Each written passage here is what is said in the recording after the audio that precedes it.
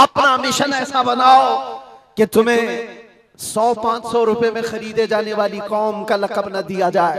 अपने नबी पाक सल्लल्लाहु अलैहि वसल्लम की सीरत तो पढ़ लो, मेरे आका सल्लल्लाहु अलैहि वसल्लम की बायोग्राफी मालूम हो जाए, हुजूर पाक की जिंदगी को समझ जाएगा, तो मेरे अजीजों ये हवाओं के झोंकों से उसका कभी कुछ बाल बेका नहीं हो सकता।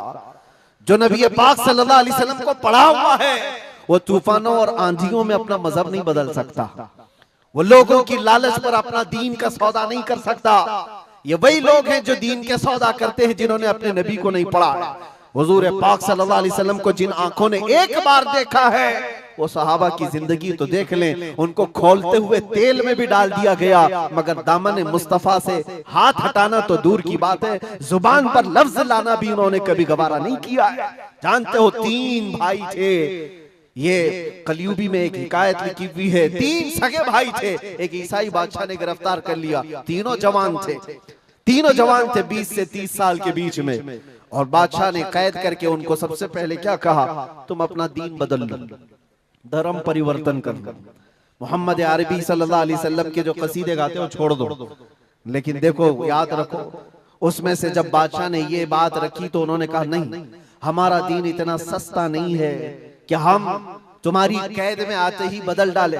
उसने कहा अगर तुम बदल लोगे तो मैं तुम्हें अपने वजारत में सिपाहियों में बड़े मनसब पर रखूंगा।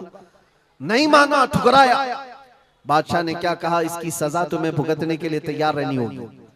तैयार। बहुत बड़े एक कढ़ाई में तेल को लाकर खोलते हुए तेल में उसमें से सबसे बड़े भाई को डालने का हुक्म दिया। बादशाह ने जैसे हुक्म दिया, जल्लाद आया और उन 3 भाइयों में से एक को उठाया और खोलते हुए तेल में डाल दिया। अंदाजा करो, मोमबत्ती पर अगर तुम्हारी उंगली भी लग जाए ना तो चमड़ी जल करके निकल आएगा, और पता नहीं कितने दिन तक इसकी जलन आपको होती रहे। लेकिन एक पकते हुए तेल में डाला जा रहा है, डाल दिया, जिस्म पूरा चरमरा गया। थोड़ी देर गुजरी, 2 भाई और मौजूद, दूसरे को बुलाया गया, देखा तुम्हारे भाई का हश्र क्या हुआ है, तुम अगर बादशाह की पेशकश को कबूल कर लो तो शायद तुम्हारी जान बच सकती है। दूसरे ने मुस्कुराया और कहा वही शायद उनकी ही जुबान थी जो बरेली से यूं आती है, जिंदगी ये नहीं किसी की किसी के लिए, जिंदगी है नबी की नबी के लिए। मेरे बड़े भाई को जलाने के बाद अब तो तुमने और भी मुश्किल कर दिया है फैसला। मैं इस बात के लिए तैयार हूं कि इससे बड़े तेल में भी मुझे डाला जाए, लेकिन जुबान पर मेरे मुस्तफा के दामन को छोड़ने वाली बात कभी नहीं ला सकता। दूसरे भाई को भी उठाया गया और खोलते हुए तेल में डाल दिया। 2 भाइयों की शहादत हो गई जगह पर ही। वो तेल में डालना जुबान पे अल्फाज हो सकता है, आसानी से हम बोल रहे हैं और आप आसानी से सुन रहे हैं, प्रैक्टिकल जिसके साथ होगा वो अंदाजा कर सकता है दर्द और कर्ब किसको कहते हैं, शिद्दत की तकालीफ किसको कहते हैं। मेरे अजीजों, तीसरा जो नौजवान था वो बहुत ही कम उम्र का था, 22 से 23 साल का होगा। बादशाह का जो वजीर वहां पर था उसने देख करके बादशाह से कहा इस लड़के को मेरे हवाले कर दीजिए, मैं इसको बदल करके लाऊंगा, मेरा चैलेंज है। क्यों, जान इसकी भी ले लेंगे, मैं इसको बदल करके लाऊंगा। इतने मजबूत लोग कैसे हो सकते हैं अरब के कि खोलते हुए तेल में इनके भाइयों को डाला गया तब भी ये बदल नहीं रहे। 2 को मरते हुए, अरे यहाँ 1 को डंडा पड़ते हुए देखकर सारे भाग जाएं और ये 2 को जलते हुए देख करके भी टस से मस नहीं होते। कैसा अकीदा है, कैसा तसल्लुब है इनका। बादशाह ने कहा किस बात पर तुम्हें यकीन है कि इसको तुम बदल लाओगे। उसने कहा मुझे भरोसा है, आप मुझे दीजिए 1 महीने का टाइम, इसको बदल कर न लाऊं तो फिर मुझे आप जो सजा दे। बादशाह ने कहा ठीक है ले जाओ। तीसरे को खोलते हुए तेल में डालने की बजाय बादशाह ने अपने वजीर के हवाले कर दिया। और दुनिया देखो मेरे अजीजों, याद रखो आशिकाने मुस्तफा से 2 इम्तिहान हर जमाने में होते रहेंगे, आज भी हो रहे हैं और होते रहेंगे। पहला इम्तिहान मौत से डरा करके तुम्हारा दीन छीन लिया जाएगा, मौत से डरा करके ये हो जाएगा वो हो जाएगा, तुम्हें ये कर दिया जाएगा वो कर दिया जाएगा। मौत का डर, खौफ तुम्हारे कदमों में डगमगाहट लाने के लिए लाया जाता है। अगर मौत से नहीं डरता कोई आदमी तो उसके साथ दूसरा पेंतरा क्या खेला जाता है। ये दुनिया का दस्तूर है, हमेशा से जब देखती है दुनिया के ये मौत से डरता नहीं है तो फिर इसको औरत और दौलत की लालच से खरीदने की कोशिश की जाती है। ये 2 चीजें ऐसी हैं जो अच्छे अच्छों का सौदा कर जाती हैं। बहुतों ने अपना ईमान सिर्फ शबाब पर बेच दिया है, हुस्न शबाब को देख करके। औरतों के दिल दादा हुए या दौलत के दिल फरेब हो गए और उन्होंने अपना दीन का सौदा कर लिया है। नौजवानों याद रखो, तुम्हारी जिंदगी में अगर ये दो इम्तिहानों में से कोई इम्तिहान आए तो अपने नबी पाक को याद कर लेना, हुजूर को याद कर लेना और अल्लाह के नबी सल्लल्लाहु अलैहि वसल्लम की बारगाह में ये इस्तिगासा कर लेना कि मेरे आका बड़ा सख्त और कठिन वक्त आया है, दुनिया मौत से डरा करके कभी मेरा ईमान छीनने की कोशिश कर रही है, अगर उससे मैं नहीं डगमगाया तो दुनिया मुझे हुस्न शबाब की लालच दे करके अपनी तरफ लेना चाहती है। अब उस वजीर ने क्या किया, उस छोटे से नौजवान लड़के को अपने घर ले गया और उसकी बेटी थी जो निहायत हसीन और जमील, बहुत खूबसूरत लड़की उस वजीर की थी, अपनी बेटी को बुलाया और कहा बेटी तेरे लिए एक काम देता हूँ, 1 महीना हमको मिला है, इस नौजवान को अपनी मोहब्बत में अपने हुस्न जमाल में लेकर के आजा, बादशाह सलामत से जो इनाम चाहे तुझे ला करके दे दूंगा। अपनी लड़कियां आशिकाने मुस्तफा को खरीदने के लिए कल भी भेजे जाते थे, आज भी भेजी जा रही है।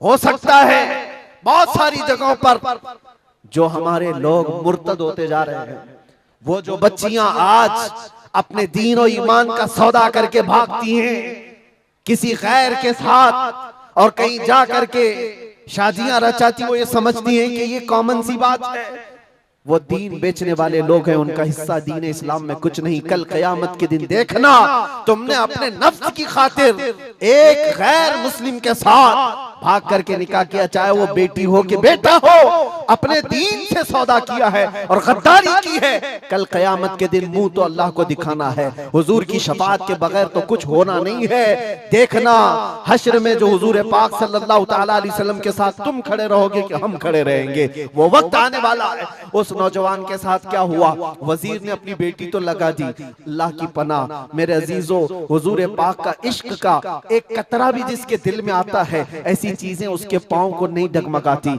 ना कभी उसका ईमान खरीद सकती हैं, ना उसके दीन का सौदा कर सकती हैं। वो लड़की रोजाना आती, रात के वक्त बैठ जाती और ये नौजवान जैसी महसूस करता मेरे कमरे में अकेले तन्हा रहने के बावजूद वजीर की खूबसूरत हसीन और जमील बेटी, जिसके निकाह के पैगाम बादशाहों के औलाद से आया करते थे, शहजादे निकाह का पैगाम भेजा करते, वो लड़की मेरे पास आकर बैठ जा रही है। नौजवान क्या करता था, मुसल्ला बिछाया और सजदे में गिर गया। जब तक वो उठती नहीं थी ये सर उठाता नहीं था। ये रात भर के सजदे इसके इसी तरह रहते, वो ऊँगती रहती, देखती रहती, इंतजार करती रहती और थक करके वापस चली जाती।